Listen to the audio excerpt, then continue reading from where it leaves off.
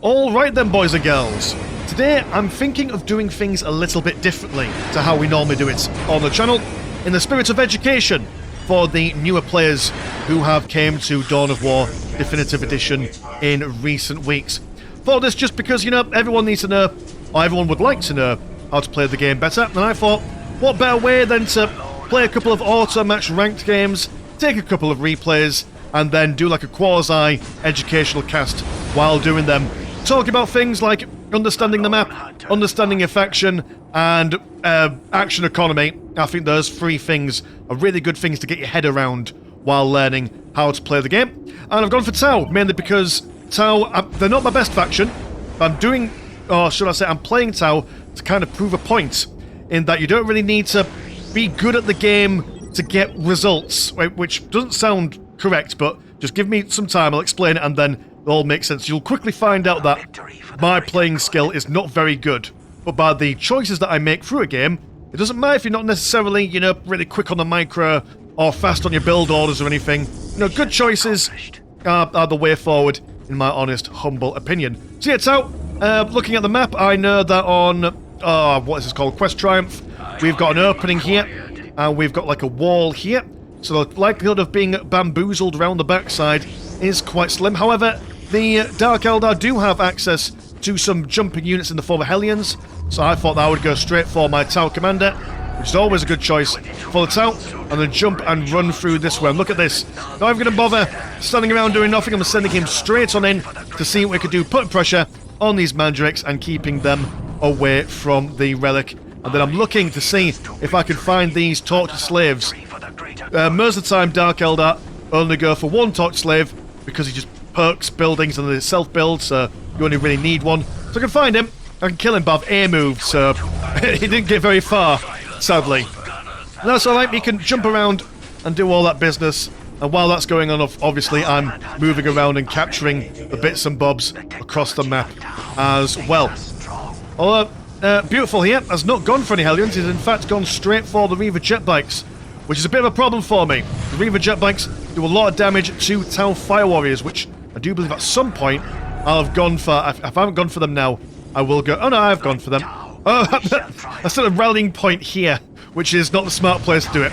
That's alright, so Fire Warriors, they can do a bit of damage to a Reaver jet bike, but being vehicle armor and doing a lot of damage to infantry, and Fire Warriors being quite expensive, it can be a bit of a difficult time for me up against these little wee bikes here. So, Tau Commander, he's been standing around there just to distract them for a bit. It doesn't, I don't ideally want him to go down to red health, but yellow health's totally fine. So he's just standing around there for a little bit and moving about, trying to distract these guys, while I'm upgrading these listing posts. Mainly because the Reaver jet bikes do very little damage to buildings, and so if I can just build up this listing post to have fiery bits on, and then hide betwixt these, then that should be alright. So Reaver jet bikes are starting to fall back, wait to increase their number. They're also capturing this stuff over here, although the stealth suit team here on the relic is preventing the Mandrakes from doing anything useful. So take that, you bastards, get back. We'll keep you for another day. But yeah, so essentially that's all I'm doing at the moment. I'm just thinking to myself, right, okay, well, what can my enemy be doing? So it's all well and good knowing about your own faction and what they are capable of. Like obviously the Tau Commander with his ability to jump around and such. And hold on a second. Right, sorry about that, my mouse decided to not go this way but go off the screen instead because Dawn of War Definitive Edition still has some issues that they're working on. That's alright, so what was I talking about? Something about people doing things. Ah yes, so I know roughly what my models and army units are capable of, but also understanding what the Dark Eldar are capable of as well is also very important in informing what I'm going to do. So you don't necessarily need encyclopedic knowledge of what your enemy is, capable of, but so long as you have a rough idea of what they can go for in the early game, will massively help you out in later stages. So I'm about to lose all my Fire Warriors. Clearly, I know that I said earlier on, hey, I'm going to hang around here because the Reaver jetbikes can't get me, and then I just didn't do that because I forgot, so like I say, not a very good player, try my best.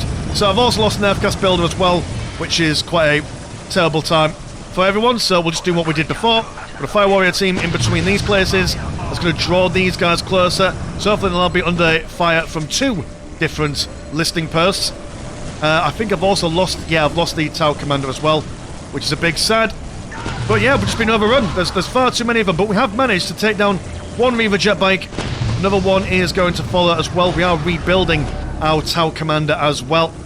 And the stealth ship teams are coming back on over. They don't do much damage, but any damage at this point is good, considering that we're trying to get into tier 2. Mainly because I know that Beautiful is going to go for as many Reaver jet bikes as he can. And the the Tower stealth ship teams have got their fusion blasters when they get into tier 2, which is quite a nice anti-vehicle weapon to go for. So we've got the FCAS builder. I was going to put as many guys around him as humanly possible, so it's hard for them to right-click the attack thing on the FCAS builder. We're going to go for that. Beautiful has activated his piercing vision, which will allow him to spot all the infiltrated units. So I do believe I've lost all my infiltrated... Yeah, so all these stealth ships are dead. I've now technically got no army, but the Tower Commander coming online is just enough to be able to scare these guys away. So by the hair on my nuts have I managed to survive this. The Tower Commander is going to go for his missile launcher, which is available in tier 2. So that should hold back the Reaver jet bikes for the moment. Our economy is still relatively stable. Could do with maybe... I'm actually, to be fair, probably not upgrading these because we need to spend money on actually regaining our army. Stealth ship team is now going to be upgrading itself for all the bits and bobs it possibly can. And the Tower Commander will just be using his missile launcher to tie these guys up. I think it does a little bit of AoE damage as well. I'm not sure, but either way, if they're dying, that's the main thing. And now the fusion blaster on the stealth suit team as well will be taking those boys down as well. So that's what we're doing. Now, while this is going on, we're thinking, okay, we have got the counter to the Reaver jet bikes. Beautiful is either going to double down and lose, which is a happy day for us, or he's going to start expanding into something else, which he may or may not do. But, you know, I'll keep some sort of mystique and mystery to this educational cast, because it's all good fun. Fire Warriors, we're going to go for double Fire Warriors chassis, mainly because the shield drones are rubbish. 40 blue and 40 green. Very expensive, as opposed to just 20 and 70, well, 70 and 20, depending what order you want to set the numbers. And they do more damage. That's what you want from your Fire Warriors, really, is just plenty of blooming damage. So we're thinking, right, okay, we're going to go over here. The Tower Commander is going to provide the vision for the Fire Warriors, who's got the range, then start putting pressure on this Tower of Loathing. He's expecting us to come this way, but he'll never expect us going around the back end. And then Tower Commander dies again, because I'm rubbish. But yeah, okay, so he's dead. The Fire Warriors are still able to see this Tower of Loathing, I do believe. Just by a hair's breadth. We're putting pressure on these guys. They should have really started to go back home now, but they're going to hold the line because these stealth ship teams have just finished capturing the relic here, so they can now come over here. They're thinking that they're going to kill all the Fire Warriors, but lo and behold, these stealth suit teams are going to make very short work of these low-healthed vehicles. Also got another stealth suit team coming in as well, so that's the whole kit and caboodle sorted out. Although I did have to sacrifice the relic. I thought I captured the relic, but I didn't. But now that all those guys are dead, send these guys forward and let's do some more harassment. After all, if they've lost all the Reaver jet bikes, what else can they possibly do? Now they're throwing down a Hall of Blood down here, and they're going to go for a couple of Scourge squads. So, more mobile than my Fire Warrior team. And do just as much, if not more. I mean, do you do more? You do if the unit count is to be believed, but always be cautious of this. It's more of a guide rather than actual gospel. But they'll do, you know, a fair bit of damage against these guys in a ranged confrontation, especially when properly supported by these Mandrakes as well. Although he is going to go for infiltration on his Mandrakes, which, in this circumstance, I don't know how I feel about that. So if you've got a unit and they're visible and they're attacking someone in close combat, they will tie that unit up. They'll stop them from fighting. However, if they're infiltrated, then they will not tie up the enemy ranged unit, and they'll continue firing while still being stabbed by these guys. So, depending on what you want for your Mandrakes, if you want them as a tying up thing, then you obviously don't infiltrate them. And if you don't care about that, then keep them invisible. So they've currently got no infiltration detection, so I'm going to move a bit forward and start doing some damage to the Tower of Loathing. Notice that how No matter what's going on, I'm always trying to attack something. Always be aggressive if you can afford it. And then the moment something bad happens, just run away. You know, there's no honour in Dawn of War. Run away as often as you can. That's what I say.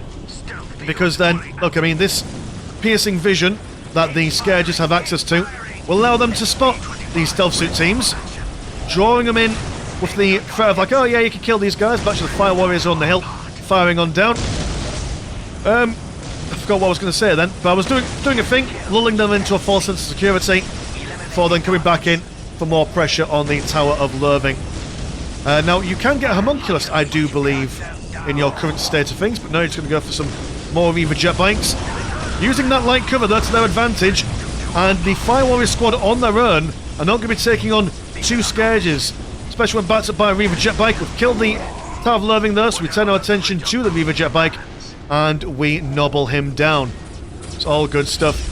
Torch Slave thinking about going in to repair that relic, but the Torch Slave, I mean, yeah, he can repair, but unlike other units like, say, for example, the Tech Priest Engine Seer, the Grots, even hell, even like a Servitor or something, the Torch Slave has such a low survivability rate at health of being 180, which I do believe is even lower than the...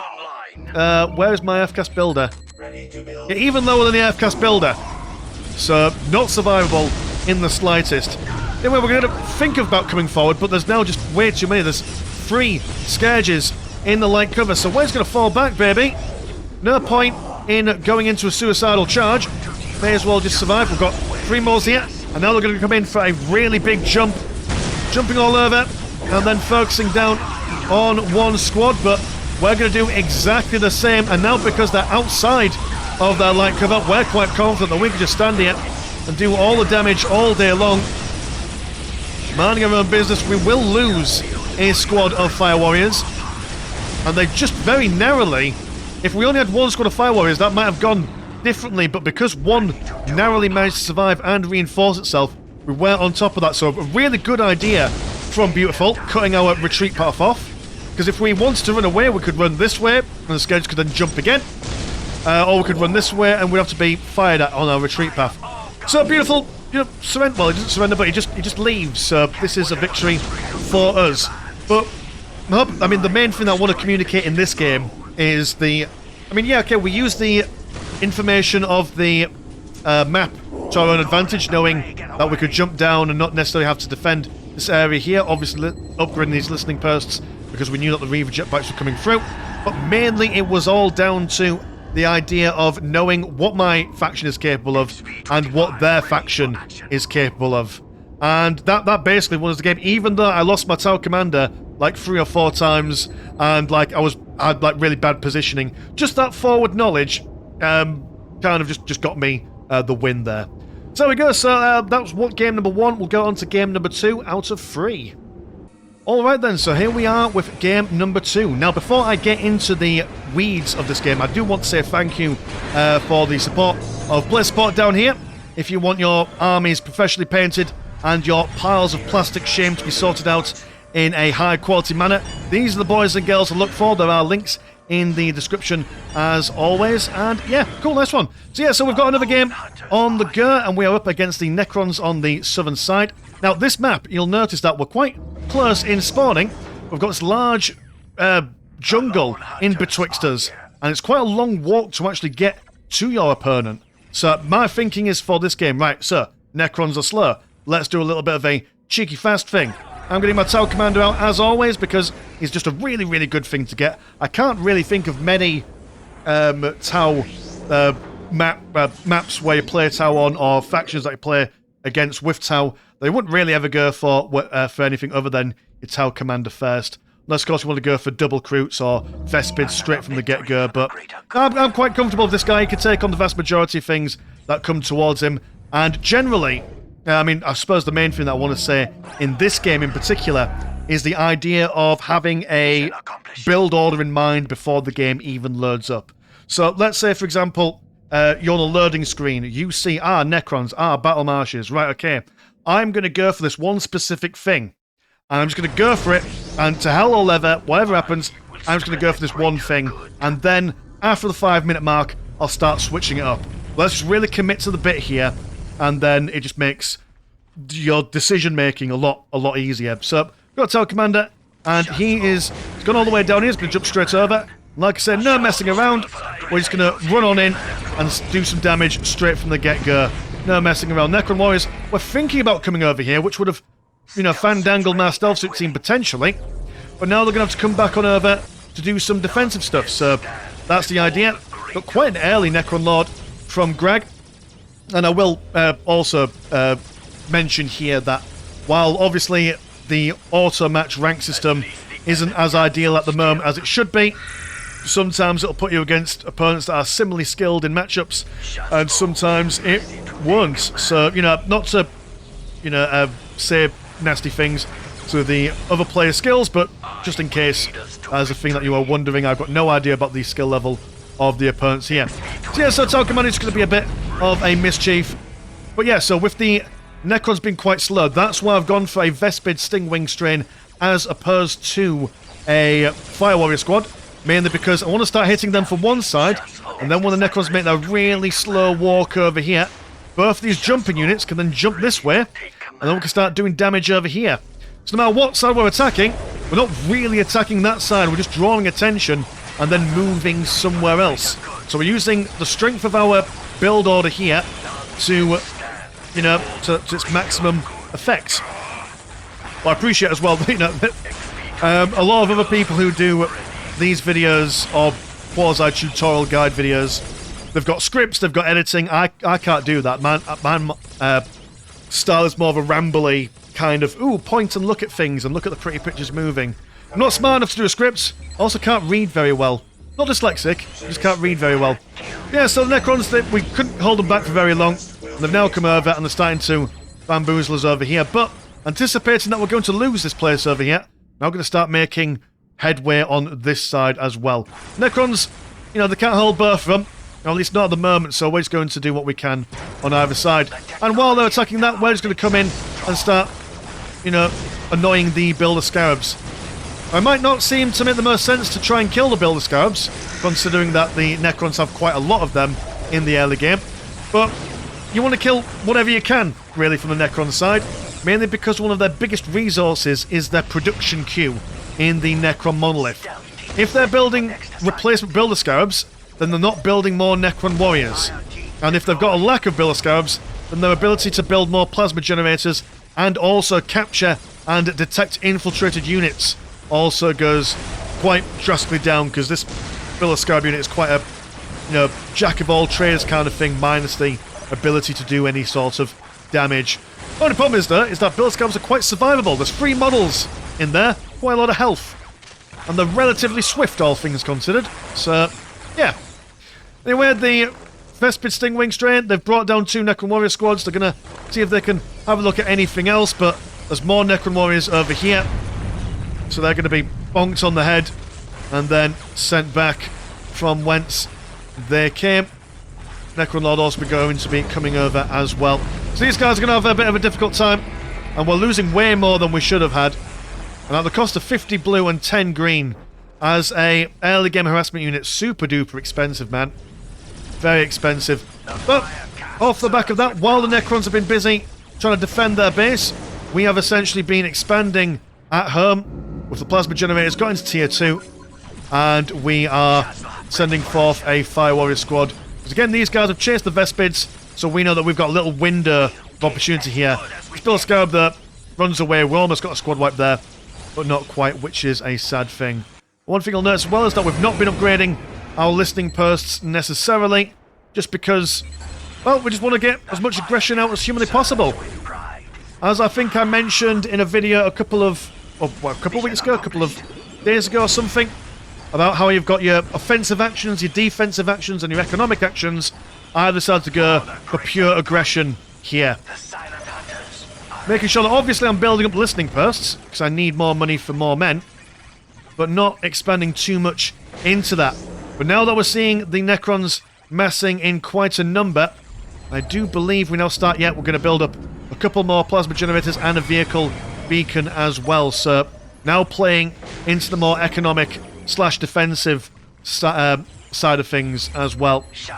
Got one Vespid Stingwing left, and he's just going to jump over. Not expecting him to do much, just expecting him to hit things so that the Necrons get this troops under attack triangle on their screen, which will then make them think, oh heck, we've got to do something. I'm just trying to basically distract him, because I know that I can't win against this force, but if I can convince these guys to go back home, that's the main thing, while I wait for the Fire Warrior squad to come out. Now, what am I thinking with this vehicle beacon? I could be thinking Delphish troop carriers, that'd be quite nice, but the Necrons have got the infiltration detection in the form of the Necron Lord's Solar Pulse, so that'll make them find it a lot easier. They can also bring forth a Bill of Scarab to spot it as well, or even a Wraith. So they've got lots of infiltration detection opportunities, which I thought is no good. But because there's a narrow strip of land here, if I can just build up loads of Barracudas to come over and start doing loads of damage, and that's the idea. Oh, and the Vespid's still here. He almost killed a plasma generator on his own, bless him. So well done. Should have probably reinforced him, but, you know, that's just not the way. So the Necron Warriors, like I say, we've done some fandangling here. Bill of Scarabs can't really sort them out, and the Necron Monolith is upgrading itself, so they couldn't just straight build up some more Necron Warriors. So they're bringing all these guys back home, and one bonk from the Necron Lord, and he is dead. Could have also teleported at any time if he wanted to, but maybe, you know, if he didn't know, he could. That's what the Necrons could have done rather than walking all the way back home. But if they did start attacking, I had enough Fire Warriors to defend myself. I think I also upgraded this listening post as well, so it would have been sad pandas for him if he was attacking at that point. He's going to build up another plasma generator and a greater summoning court. We have now currently got no relics, so we're going to try and kill these Bill of Scarabs, although we don't kill them all because one survives. We thought we killed them all, but oh no, that cheeky little rascal there manages to get himself done. So once again, going to go on the attack. I'm going to see what we can achieve with our maximally, or on the way maximally upgraded Fire Warriors. Lots of fire coming in, and because we're sat still, the Necrons are coming in more or less one unit at a time, we can kind of focus fire down one unit at a time specifically. Necron Lord currently doesn't have any upgrades on him, so he's going to be useless essentially. Necron Lord is a hero that definitely requires his little artifacts to be able to make a difference in a game. Obelisk has been upgraded, which is very unusual. Not unheard of, but you wouldn't normally see it. You only upgrade it once, that large blast that we saw earlier, I think we saw earlier, and it basically brings all the Fire Warriors down to about half health on any of the ones it hits.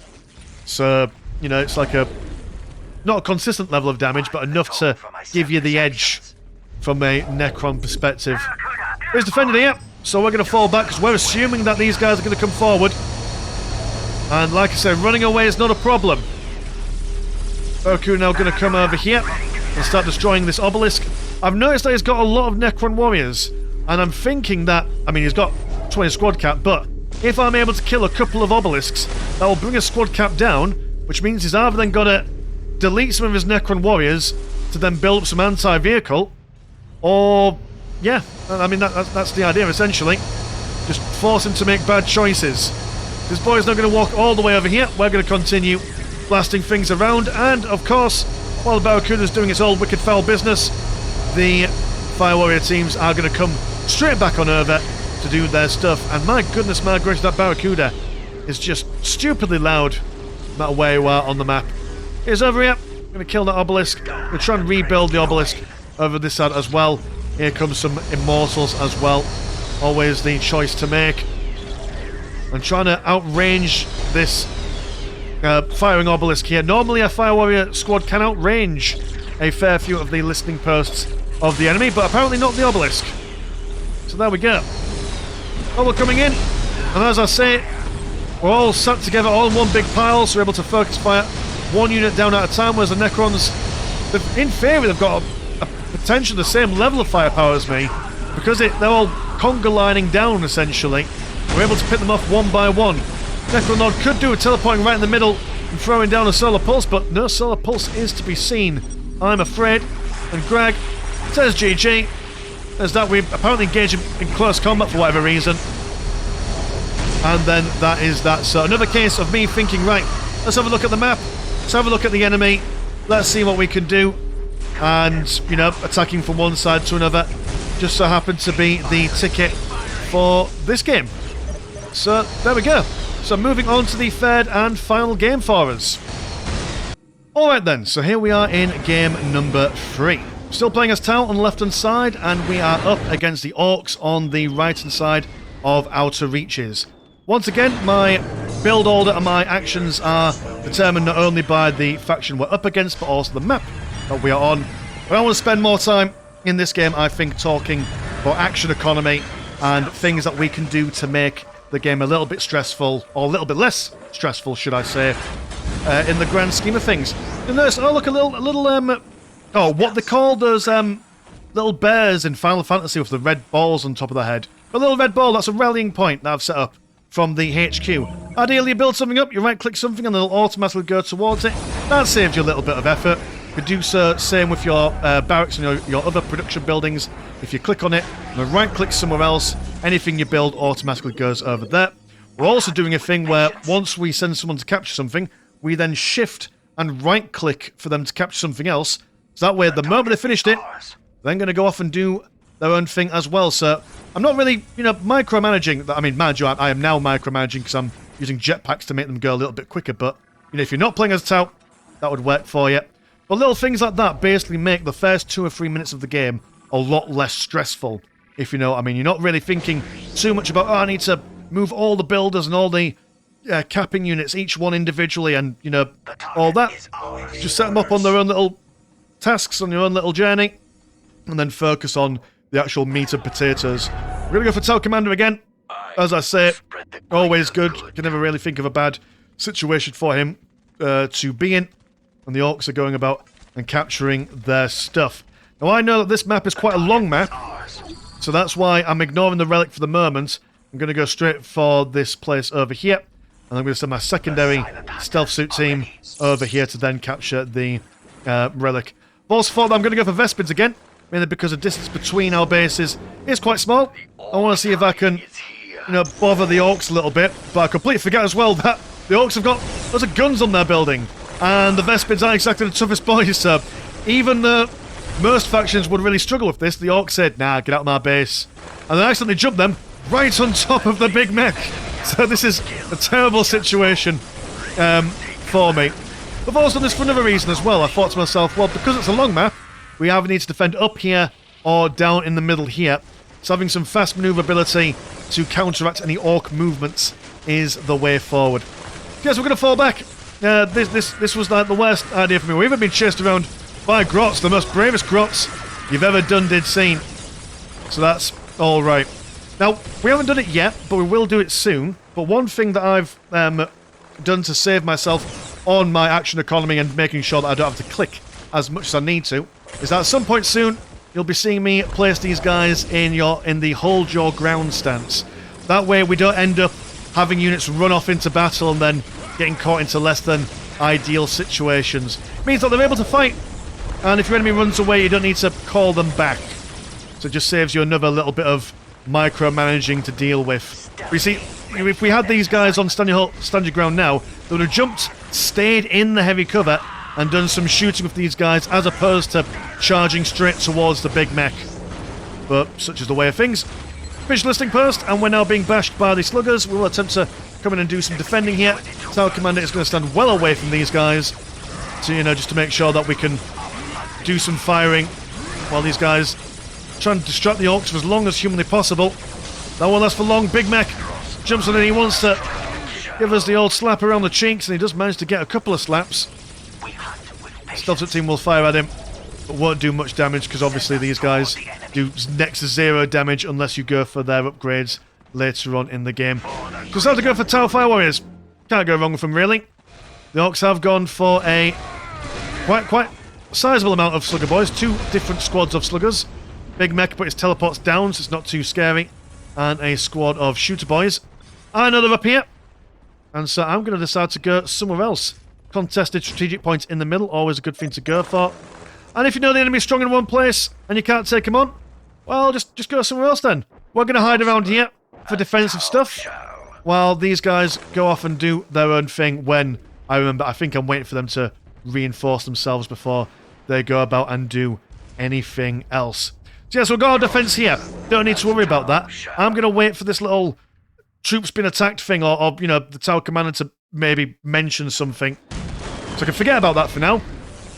And then send these guys off onto their own journey. They're going to focus on this, use their destabilizing ability, which does a fair bit of damage towards buildings, and see if we can bring these guys down. That then forces these guys this way, so I can now even more forget about this space for now. I'll be upgrading this listing post, and then just solely focusing on this area. I don't even know, to be honest, if action economy is the right word for this. I'm probably getting my terms mixed up, but I'm going to use it for this. I mean, you know what I mean. It's essentially, it's trying to micro and macro without losing your brain too much. That's essentially what I'm trying to communicate here.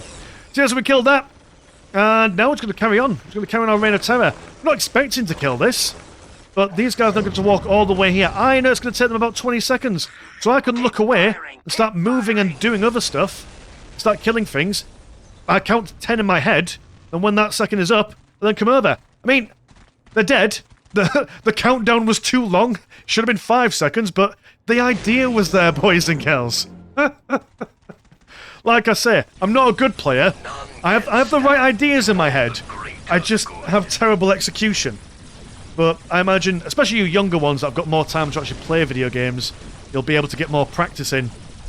Whereas, much like an old rugby or football coach, I know how to play the game, but actually playing the game is a whole different story. I'm too old. I'm past my prime. I'm just here to watch, really. We've got the advanced pulse rifles. I know that the Orks are probably going to go for a whole bunch of shooter boys, potentially. I mean, that's my idea in my head. So may as well get the upgrades in. So we're going to shoot them from a distance. Tower Commander's going to hold the line here to allow the Fire Warriors to reposition. And then, when given time, he's going to throw down a snare trap, slow these guys down, and come on, jump away! He does it just with 20 health, look at that. The old bait and switch. Big Mech can see this, though. So maybe that wasn't a good idea for me, but, you know, stop them from chasing. Almost got them a Tower Commander there. So there we are. Now I'm stacking up, going into a vehicle beacon. And what are the Orks going for? They've gone for Storm Boys. So they're going to do kind of, you know, take a leaf out of my book and think, right, okay, well, we're attacking one place while attacking in another place. And now you're going for your upgrades on the... Yeah, you're going to go for those big shooters, which will help them go toe-to-toe with the Fire Warriors in a ranged engagement. They won't win against the Fire Warriors, but the big shooters will help them do a lot more damage, and then the Storm Boys jumping on top of them will force them to move. One thing to take into consideration is that obviously a lot of units can fire on the move, apart from Fire Warriors and a couple of other units, but also they don't fire backwards. The only unit I think off the top of my head in Soulstorm that can fire backwards while on the move is the Seraphins. So if you're running away from something and you can't shoot, so you've got Storm Boys on top of them and they're running away, well, the Shooter Boys can chase after them while still firing. Yes, the firing accuracy on the move is drastically reduced, but will still hit sometimes, and you know, Fire Warriors are a bit, you know, fragile, so that's fine for them. Tower Commander thinking about going for capturing a strategic point, but that's not his job. That's what the stealth suit team's for. And the Orks are chilling out around here. They've got a couple of war banners up and a listing post that will be upgraded once again. And the Storm Boys are going to be capturing this critical location before potentially jumping somewhere else. Now I see these guys, and I think to myself, right, well, these guys don't have any infiltration detection, and they don't have any anti-vehicle. So I'm just going to set a infiltrated tank inside the base, so when they jump over, they'll have a face full of tank. I've also got another one coming over as well. So we'll kill this thing first over here, and then when the Orks respond, we just pull back. We don't need to properly dedicate ourselves to any form of engagement. Although, poor choice of, you know, standing still here, because the Orks are now in heavy cover. But we also outranged them, so it doesn't necessarily matter all that much. Even though we are losing some models to a couple of boys on the front lines there. The Storm Boys, I think they jumped in for a little bit. Did you take any damage? Yeah, they jumped in, realised they couldn't do anything, So now they're going to turn their attention to our fire warriors up here. Big Mech teleports in, keeps the pressure on. And the Storm Boys will just be having an absolute field day here. But thankfully we've got our anchor point, shall we call it? A listing post that we know that we can sit around and defend. I notice how I'm doing this, right? So I've got my 2 fire warriors. One squad was going to stand still, the other one was just going to run around and around and around. That way, yeah, okay, the Storm Boys, that one singular melee squad, can tie up one unit, but because I've separated the units from each other, one can still fire. I'm going to move forward with the Devilfish troop carriers. The Big Mech can see them, but I'm hoping that the overwhelming firepower will be able to kill a couple of Shoot Boys, and thankfully, we've managed to focus fire the Big Mech himself. It's not normally what happens, but in this one occasion that is the case. We've managed to kill him. I'll regain our infiltration, and we're able to continue our reign of terror. Also get a full squad wipe on the Shooter Boys there. Now also going for the classic Barracuda, because once again he can just fly over and do some damage. And I'm thinking I want to kill these war banners. Wherever they are, that's what I want dead. A lot of other factions, it's really hard to get them back down in the tier tree, because obviously they either research in the HQ, which is a difficult building to take down, or they can, you know, try and kill like the Path to Enlightenment, which is, you know, harder, but war banners are relatively easy things to kill, actually. So that's alright. It's not bad.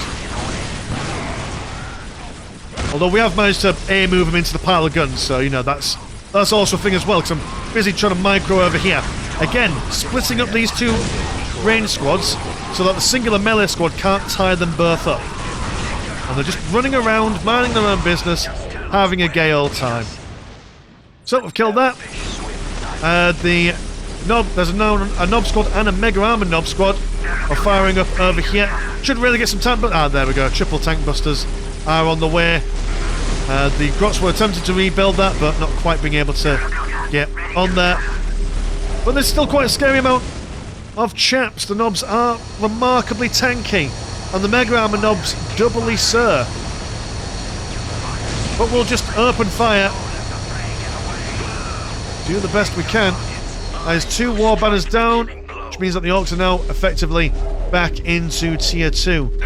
Grots are going to be falling back, but that infiltrated tank, it's a bit mischievous. But they too have infiltrated units, and we don't have any detection, so we can't see those tank busters. And the Mega Armor Nobs can detect stealthy units, so, you know, that's the thing. Just look at this. A ball of Tau up against a ball of Nobs. Terrifying ordeal. We focused down the Mega Armor Nobs, they've now got no detection. And I thought to myself, right, well, if I just leave a front line of fire warriors to fire away, that should do us good, but the Nob squads just weren't dying, which is a problem for us. And they now all separate themselves, so they're tying up multiple squads at the same time. So all the stuff that I mentioned earlier on about the micro moving people around, I forgot that here. So, you know, I've got Storm Boys around the flanks as well. So that's a problem for everyone who isn't an Ork. And I think our Tower Commander died. Oh no, Tower Commander is still alive, he's just in the middle of everyone. Everyone's politely ignoring him, they're focusing on the Fire Warriors. Well, we realise what's going on, so we separate these guys again, and then being able to fire some more, and able to take down the Nobs. All send forth a Pathfinder team, which have quite a long-ranged infiltration detection, and then we are able to quickly mop up these not Storm Boys, the tank busters down there. So yeah, so I don't think I've really talked that much about action economy there, but like I said, early game, set up your rallying points to make the first 5 minutes as stressless as humanly possible. Have an idea in your mind of what you want to do. Like I said, oh well, these guys over here are going to defend while other guys are doing stuff. Oh, these guys attacking over here. I know the enemy's coming. Oh, I've got about 5 seconds. I can now go over here and forget about this. I suppose that's what I'm trying to say. Try and set yourself up in a way where you can forget about certain things. That allows you then focus on other things. Just don't forget to remember, like I did over here. So probably the most rambly tutorial guide thing you'll ever done did seen, but like I said, I don't write scripts. I'm not that way inclined. And it's just not my style, baby. It's not my style. Oh, by the by, to all you Tau fans who say, oh my god, the Tau never win. Well, there you go. 3 Tau wins for you. I hope you're happy, gosh darn it. Anyway, so cheers for supporting us. Thank you also to Play Support for giving us their support and their sponsorship. Check them out in the link description below. I've got a Patreon, I've got a Discord, all the links in below as well. And I'll see you in a bit. Peace.